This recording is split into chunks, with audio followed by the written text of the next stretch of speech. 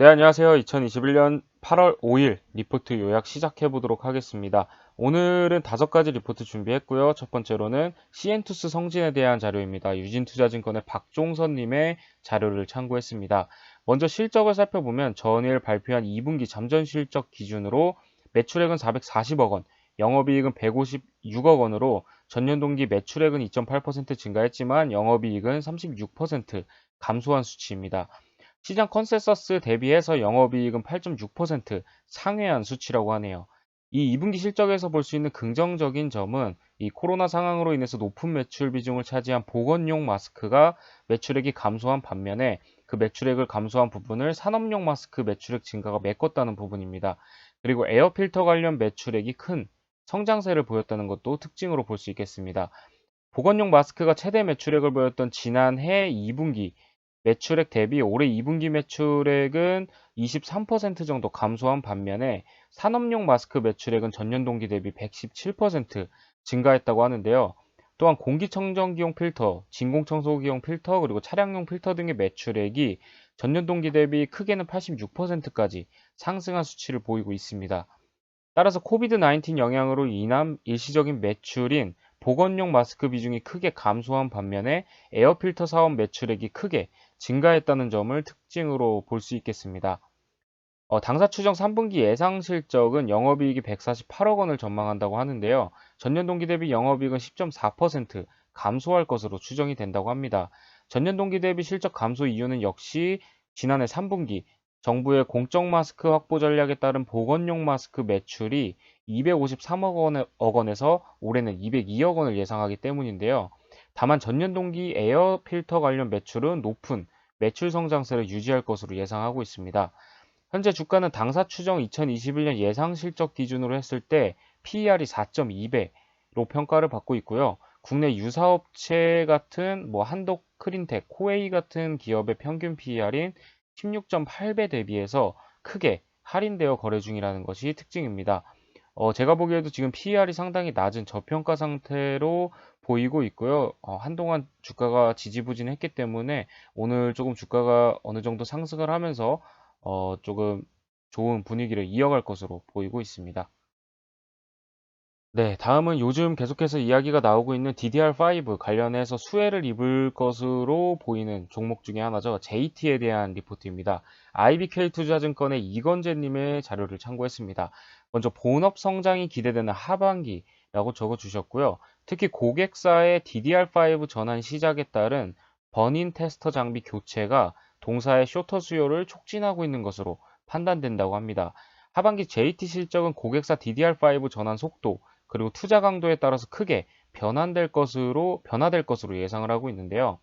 동사는 글로벌 메모리 업체 3사 모두를 동시에 고객사로 보유하고 있기 때문에 올해 DDR5 전환 투자를 진행하는 고객 외에도 추가적으로 2개 기업의 향후 전환 투자 수혜를 기대할 수 있어서 적어도 2년간 본업 성장은 지속될 것으로 판단을 하고 있습니다.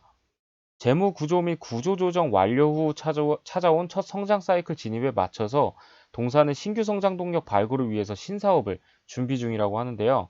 향후 성장 동력이 될 가능성이 높은 사업은 첫 번째로는 비메모리 반도체형 핸들러 사업이 있고 두 번째로는 UTG 레이저 커팅 장비 사업이라고 판단을 하고 있습니다.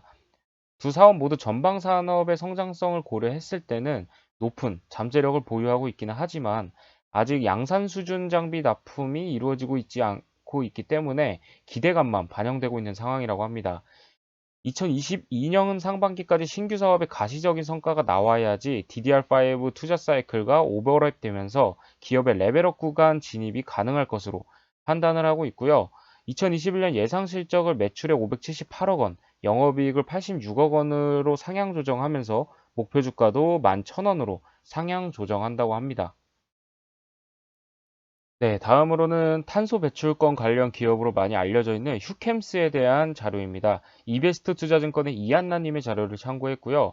먼저 2분기 매출액은 2,133억 원, 영업이익은 272억 원으로 영업이익 기준으로 컨센서스 부합하는 실적을 기록했습니다. 사업 부분별로 조금 살펴봤을 때 D&T 같은 경우에는 외형 및 이익이 소폭 감소했다고 하고요. M&B는 전방산업 호조에 따른 고객사의 높은 가동률 유지에도 불구하고 원재료가 상승으로 인한 스프레드 축소로 인해서 전분기 대비 소폭 감소한 영업이익률을 기록했습니다. 네. 그래도 탄소 배출권에 대한 기대감은 여전하다고 하는데요. 동사는 KAU21 거래가 6월 30일 이후에 본격화됨에 따라서 3분기부터는 탄소 배출권 거래가 시작될 것으로 보고 있습니다. 특히 2021년은 탄소 배출권 거래제에서 중요한 해로 판단을 하고 있는데요. 제3자 개입 허용 그리고 유상할당 비중 3%에서 10%까지 확대 적용되기 때문인데요. 2차 계획 기간 종료 후에 6월 30일까지 모든 기업의 배출권 정산이 완료가 되면 본격적인 거래가 시작되면서 이후 배출권 가격의 상승이 기대된다고 합니다. 이에 동사 역시 100% 스팟 거래로 판매할 계획을 갖고 있고요. 스팟 거래 가격은 이전에 제시했던 3개월 평균 가격이 아니라 한 달 평균 가격으로 판매할 예정이라고 합니다. 공사에 대한 목표 주가는 36,000원으로 상향 조정한다고 합니다. 이유는 EU에서 Fit for 50 people을 발표하는 등 탄소 저감을 위한 주요국의 친환경 정책이 타이트하게 진행되는 만큼 하반기 실질 탄소 가격 및 배출권 가격 상승이 예상되기 때문이라고 합니다. 이에 동사는 하반기 탄소 배출권 판매로 인한 호실적이 기대되는 바이다 라고 의견을 적어 주셨습니다. 네, 다음으로는 요즘 업황이 그렇게 좋다고 판단할 수는 없는 GS 리테일에 대한 리포트입니다. 키움증권의 박상준님, 송민규님의 자료를 참고했습니다. 먼저 2분기 연결 기준 영업이익은 428억 원으로 YY-28%, 시장 컨센서스를 하회했는데요. 합병 관련 일회성 비용인 70에서 80억 원을 감안하더라도 시장 기대치 대비 부진한 실적이었던 것으로 판단이 되고 있습니다. 먼저 편의점 같은 경우에는 전반적인 가맹점 지원금이 축소되었지만 동일점 성장률 부진과 인건비, 판촉비, 물류비 증가 영향으로 인해서 영업이익률이 전년 동기 대비 마이너스 0.3% 하락한 것을 확인할 수 있고요. 슈퍼 같은 경우에는 전년 동기 재난지원금 집행에 따른 역기저 효과로 인해서 기존점 매출이 마이너스 10% 이상 감소했다고 합니다. 그리고 영업이익률 또한 마이너스 1.9%로 하락을 한 것도 특징으로 볼 수 있겠습니다. 호텔 같은 경우에는 투숙률 개선, 그리고 시금, 연회 매출 회복으로 매출이 플러스 46% 증가를 하였고 영업 적자가 43억 원 축소되긴 하였지만 기타 부분에서 디지털 사업 적자 확대, 그리고 합병 관련 일회성 비용 반영 등의 영향으로 영업 적자가 전년 동기 대비 107억 원 확대되었다고 합니다. 네, 2분기 편의점 업황은 5월에서 6월의 강수량 증가, 그리고 학사 일정 정상화 지연 등으로 인해서 전반적으로 기대한 만큼 회복하지 못한 모습을 보였습니다. 3분기에도 7월에 사회적 거리두기 단계가 상향되면서 유동인구 감소로 인한 부정적인 영향을 피하기 어려울 것으로 판단을 하고 있고요. 다만 8월에서 9월부터 이 50대 이하 연령대 백신 접종률이 본격적으로 상승하기 시작하고 또 교직원과 10대의 백신 접종률도 상승하고 있다고 하고요. 이에 따라서 사람들의 외부 활동이 재개가 되면서 유동인구가 회복되고 또 학사 일정도 정상화될 가능성이 높아지고 있다고 합니다. 따라서 단기적으로는 편의점 매출이 부진하긴 하겠지만 중기적인 관점에서 봤을 때 수익성이 높은 즉석식품 그리고 음료 등을 중심으로 매출이 회복되면서 업황이 전반적으로 회복 국면에 진입할 것으로 기대를 하고 있습니다. 이에 실적 등을 반영을 했을 때 GS 리테일에 대한 투자 의견은 바이를 유지하긴 하지만 목표 주가를 44,000원까지 하향 조정한 것으로 리포트 의견을 적어 주셨습니다. 네, 다음은 동박 생산을 담당하고 있는 기업인 SKC에 대한 리포트입니다. 유한타증권의 황규원님의 자료를 참고했습니다. 제목은 차세대 양극재 진출까지 지켜보자 라고 적어 주셨고요. 먼저 2분기 잠정 실적은 매출액 8,272억 원, 영업이익은 1,350억 원으로 영업이익은 전분기 818억과 전년 동기 527억 원 대비 각각 60% 그리고 170% 급증하는 수치라고 합니다. 꾸준히 상향 조정이 되었던 시장 컨센서스를 18% 초과하는 서프라이즈가 나왔다고 볼 수가 있겠는데요. 2차 전지 동박 부분 같은 경우에는 정체가 되었지만 이 PG 부분, 이 PG라고 하면 프로필렌 글리콜이라고 해서 화장품 보습제나 식음료 혼합제를 이야기하는 겁니다.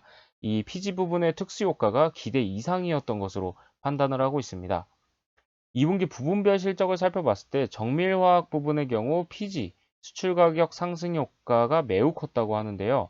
2차 전지 동박 부분 같은 경우에는 구리 가격 상승으로 인해서 스프레드 하락 압력 이어졌지만 5월, 6월에 새로운 5공장이 완공이 되었고 가동을 시작했다고 합니다. 그렇기 때문에 3분기에는 증설 효과를 온전히 기대할 수 있겠다라고 적어주셨습니다.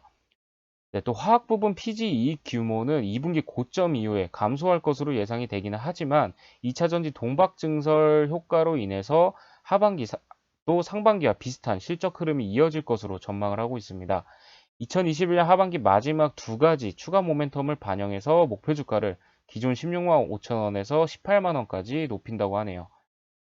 이 모멘텀, 두 가지 모멘텀 중에 첫 번째는 먼저 2차 전지 동박 성장 목표가 추가적으로 상향 조정될 전망이라고 합니다.